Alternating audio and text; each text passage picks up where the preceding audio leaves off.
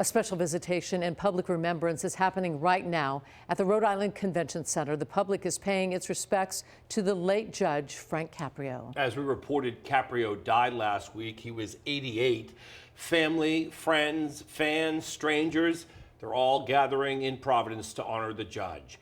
NBC 10's Gene Bellicenti is anchoring our coverage inside the convention center. Gene, and it's been a steady stream all day. It has, Dan, and you know, this is such a big room. I don't want to lose sight that had this been a conventional funeral home, it might have been overwhelmed with the line certainly going outside into a parking lot, maybe down the block. So the idea was let's have a place big enough to accommodate everybody in air-conditioned comfort. It was important to the family. Now I'm going to step out of the picture just to set the scene.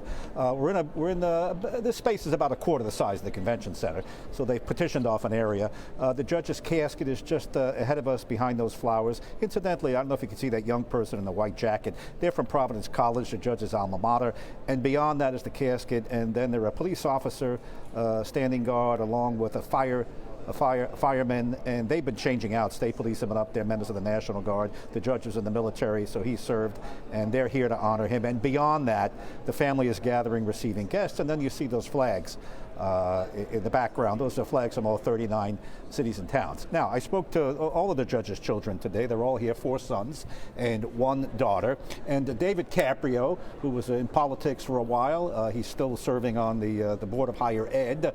He sort of ran the judge's social media operation, had a big hand in his father's production. And he said, you know, we still can't get over the fact that he had literally millions of fans worldwide. Let's listen. I mean, the most memorable thing is the reaction around the world that we've seen on social media. Every major news organization in every country around the world has reported that the nicest judge in the world had passed. Yeah. And to see that he had such an impact globally was very heartwarming. I mean, we see it here in Rhode Island every day because he got to know and touch and talk to and actually be present in front of local people. Right. But to see the impact that layered throughout the world has been very heartwarming. Yeah, but 28 million followers on all the social media pages, that's a lot. And several billion hits, clicks on the clips from his famous Caught in Providence show.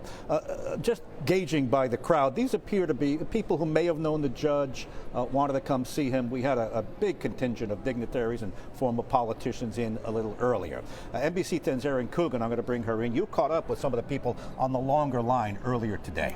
We knew it was going to be an emotional day, right, Gene? Saying goodbye to such a prominent figure. But something that I thought was really unique was amongst the lines of hundreds of individuals who came to pay their respects were these 2 massive screens basically showing a highlight reel, some of the judge's favorite, best moments. And we really did see some smiles, some laughter in that line. And that was very unique. And it's because among all of the heartbreak of Judge Caprio's passing is an appreciation of the legacy he's left, not only on his family, but on total strangers. People felt like they were part of Judge's family, whether they met him once in the courtroom or invited him into their living rooms every night, turning on an episode of Caught in Providence. They say Judge Caprio emulates a genuine kindness and compassion that they hope is perpetuated in all whose hearts he touched.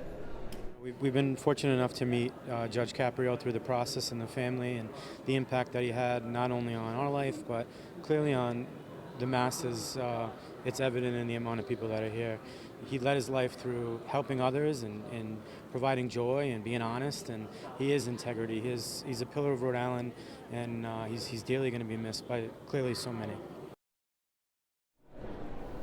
And Gene, while things wrap up here at the Convention Center at 7 o'clock, the celebration of life doesn't end tonight. Tomorrow we're going to have the morning mass as well as the funeral, and our coverage is going to continue at 10 a.m. You're right. Big day ahead. Erin, thanks. 7 o'clock, we wrap up here, although like any wake, it may go extra time, overtime. After that, the judge's casket will be brought back to this funeral home. And then tomorrow at St. Peter and Paul, the Cathedral, 10 o'clock funeral mass. And after that, the procession will go down Atwells Avenue. The judge never really left Federal Hill. He still maintained the home there. It was a big part of his life. And then after that, the burial is private. All right, live at the Convention Center, I'm Gene Bellicenti. Back to you. All right, Gene, he certainly will be missed. Friendly man. NBC 10 will have live coverage of Judge Caprio's funeral mass tomorrow morning. We're going to be on the air just before the mass begins. It's at 10 a.m. at the Cathedral of Saints Peter and Paul in Providence. Also